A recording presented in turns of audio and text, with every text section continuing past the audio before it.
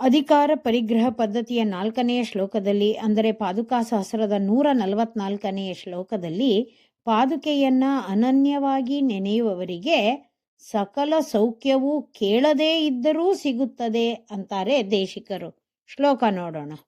ಭೋಗಾನನ್ಯ ಮನಸಾಂ ಮಣಿಪಾದುಕೆ ತ್ವಂ ಪುಷ್ಣಾಸಿ ಹಂತ ಭಜತಾಂ ಅನುಷಂಗ ಸಿದ್ಧಾನ್ ತೇನೈವ ನೂನಮಭವತ್ ಭರತಸ್ಯ ಸಾಧೋಃ ಅಪ್ರಾರ್ಥಿತಂ ತದಿಹ ರಾಜ್ಯಂ ಅವರ್ಜನೀಯಂ. ಮಣಿಪಾದುಕೆ, ಮಣಿಗಳಿಂದ ಕೂಡಿದ ಪಾದುಕೆಯೇ, ತ್ವಂ ನೀನು, ಅನನ್ಯ ಮನಸಾಂ ನಿನ್ನನ್ನು ಬಿಟ್ಟು ಬೇರೆಯ ವಿಷಯದಲ್ಲಿ ಮನಸ್ಸನ್ನ ಕೊಡದವರಾಗಿ, ಭಜತಾಂ ನಿನ್ನನ್ನ ಧ್ಯಾನಿಸುವವರಿಗೆ, ಅನುಷಂಗ ಸಿದ್ಧಾನ್ ಕೇಳದೆಯೇ ಬಂದಿರುವ, ಭೋಗಾನ್ ಸುಖಗಳನ್ನ, ಪುಷ್ಣಾಸಿ ಉಂಟು ಮಾಡುತ್ತೀಯೇ, ಹಂತ ಆಶ್ಚರ್ಯವೇ ಸರಿ, ತೇನೈವ ಆದರಿಂದಲೇ, ಸಾಧೋಹೋ ಸಾಧುವಾದ,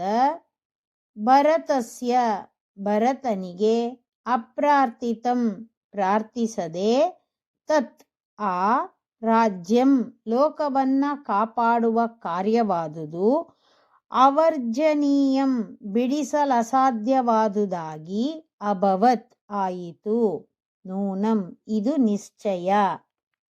ಪಾದುಕೆಯನ್ನ ಪ್ರಯೋಜನವಾಗಿಯೂ ಉಪಾಯವಾಗಿಯೂ ನೆನೆಯುವವರಿಗೆ ಅವರುಗಳು ಕೇಳದೇ ಇದ್ದರೂ ಸಕಲ ಸುಖಗಳನ್ನು ಪಾದುಕಾದೇವಿ ಕೊಡ್ತಾಳೆ.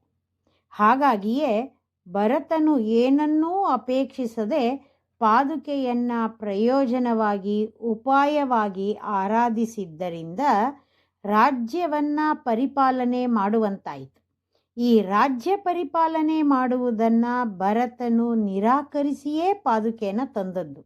ಆದರೂ ರಾಜ್ಯ ಪರಿಪಾಲನೆ ಎಂಬುದು ಭರತನಿಗೆ ಬಿಡಲು ಆಗದಂತೆ ಬಂದು ಸೇರಿತು. ಒಬ್ಬನು ಒಳ್ಳೆಯ ಆಚಾರ್ಯರನ್ನ ಬೇರೆ ಯಾವ ಪ್ರಯೋಜನವನ್ನೂ ಅಪೇಕ್ಷಿಸದೆ ಆಶ್ರಯಿಸಿ ಭಕ್ತಿ ಮಾಡಿದರೆ ಅವನಿಗೆ ಧರ್ಮಾರ್ಥ ಕಾಮಗಳು ಒಳ್ಳೆಯ ರೀತಿಯಲ್ಲಿ ಅಧಿಕವಾಗಿ ಬಂದು ಸೇರುತ್ತದೆ ಅನ್ನೋದು ಈ ಶ್ಲೋಕದ ಗೂಢಾರ್ಥ. ಶ್ರೀಮತೆ ನಿಗಮಾಂತ ಮಹಾದೇಶಿಕಾಯ ನಮಃ.